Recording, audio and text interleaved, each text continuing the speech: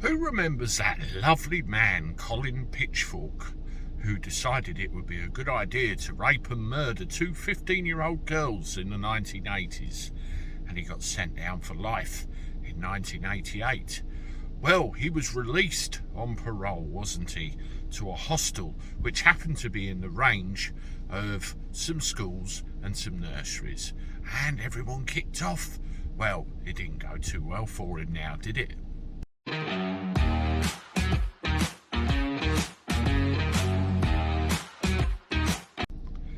How do everyone? Welcome back to the channel for a Saturday evening. Hope you're doing all right.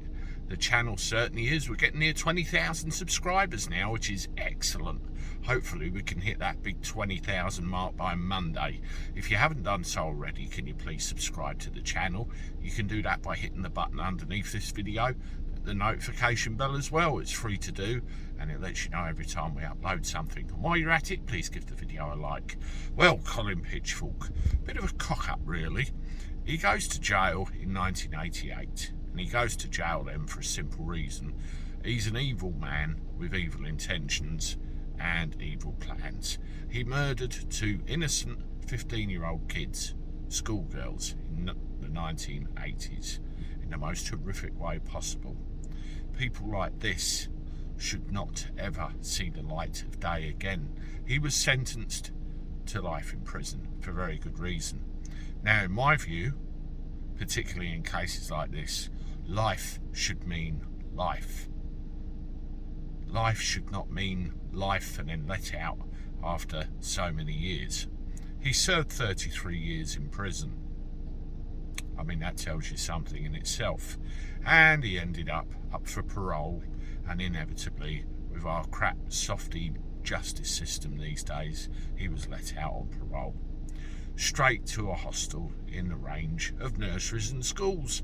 And I did bring you a video about this at the time, and everyone went a bit doolard. Well, it's not gone too well, has it? Have a look at this.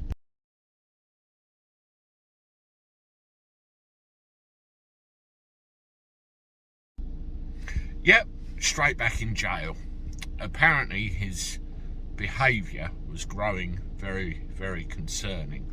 I mean, to me, any pictures that were released of him in public just showed him prowling around on a bicycle, walking around, and they grew so concerned about his behaviour, they felt the need to report it.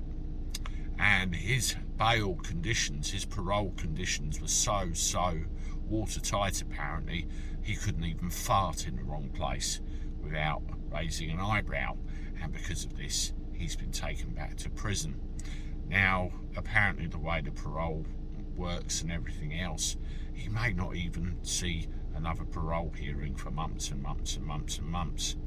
In my view, I don't know if you agree, animals like this, they're probably never going to change, and prison is exactly where they belong. And I hope they don't make the same mistake again with this fella and let him back out for another spell, because he doesn't deserve it. He doesn't belong outside, he belongs firmly inside, caged up for the rest of his days. Anyway, I'm off. I'll see you soon with another one. Toodaloo.